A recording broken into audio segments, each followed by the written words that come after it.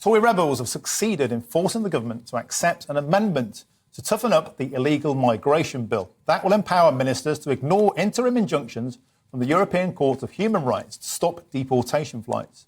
Lawyers will no doubt once again say it's a violation of international law. Ella, should we care what the European Court of Human Rights thinks? Well, it makes you sound like a certain kind of person to say no, but I think that there's to untangle the very messy web of immigration in this country and what we think about it, I think you have to have a starting point which says that laws that are, this was what Brexit was all about, laws that are made in this country by democratically elected representatives should be able to be carried out without being thwarted by, and policy should be able to carry out without being thwarted by individuals who are not democratically elected by citizens of this country. So that's kind of the starting point, I think, which is that if there is a problem, you don't have to have been a fan of the Rwanda policy. I'm certainly not. You don't even have to want to reduce immigration. I don't. To understand that controlling your borders as a basic of a kind of fundamental point of a sovereign nation is very important. So, as much as I don't trust the Conservative Party to do or actually anyone in politics at the moment to do justice to the debate around immigration, I think that this is probably a good starting point. What about the Rwanda plan don't you like? I think that there's a real problem with trying to export your problems with immigration to another country. Yeah. I think on a basic level, it's not a long-term solution. Neither is it, something that is, I think, justifiable to send people to a completely different country with a completely different culture. And, that people sort of who are in favour of the Rwanda plan say, well, I'd love to go and live there. And I think a lot of the time that's BS. Yeah.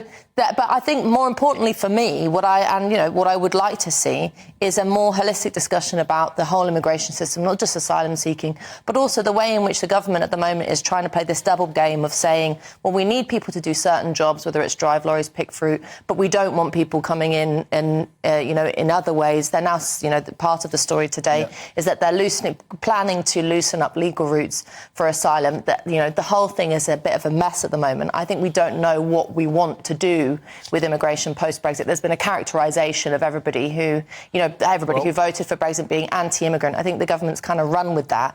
And you and I, we know as Brexiteers that that's not true. Well, and I think actually there's... I certainly don't think that the public voted for loosening our borders and letting more people in to do jobs. Kevin, I want to bring you in now if I can. It sounds like tough talk, but is it just that? Does this actually have teeth, or is it yet more posturing that we've seen many times before from the Conservative government? Well, my view would be that the Conservative government just haven't... I think what's just been said is quite true, that the Conservative government just hasn't been very effective in dealing with the whole situation of immigration and asylum. The amount of time it takes for the Home Office to process people is just vastly increased under this government.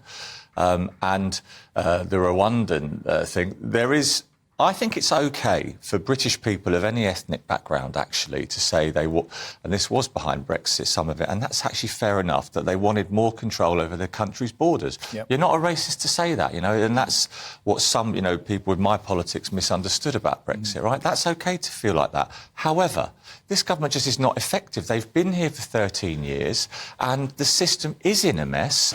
And much, Rwanda, my issues with it, I just don't think it's going to be very effective, and I don't think it's going to be very cost-effective. And I found it a little bit weird when the Home Secretary went to Rwanda and was commenting on the decor of the accommodation these people might stay in. But, just do it properly, be efficient. That's what the government hasn't done. Can I ask you about Labour's position on this? Because Keir Starmer, a bit like Brexit, really, he's had more positions on immigration than the Kama Sutra. First of all, is more or less open borders, refugees welcome, was Yvette Cooper's position.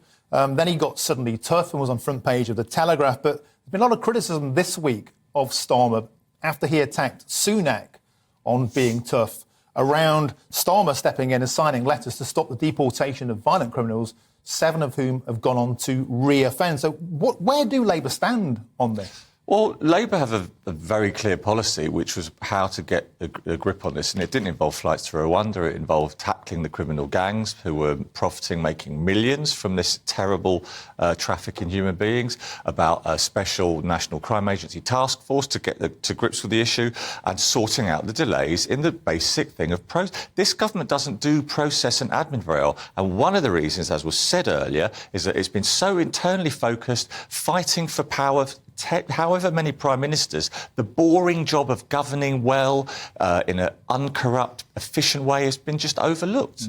Ella, I want to turn now to leaving the ECHR. It's something that Suella Braverman throws out as a bit of red meat to Brexiteers.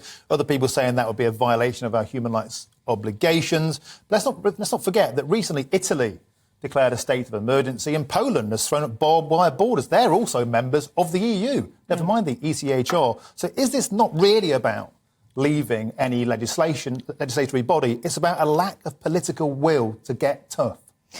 Well, I think, the funny thing about Brexit is that, because all of this comes back to that, is that while Brexit voters like me might have said that this is the start of, voting to leave the European Union is the start of having more of a more democratic engagement in politics, I think a lot of the British political establishment and many Conservatives saw it as just a kind of tick box exercise, and they didn't really grasp the democratic spirit that Brexit entailed. I was trying to describe this on LBC last night, and I had a terrible time trying to get my point across, which is that, at the same time as there being this kind of drive to have, ask tough questions about controlling borders, about laws in this country, who's in charge, and all that kind of thing, our politicians don't seem to want to be able to get to grips with that.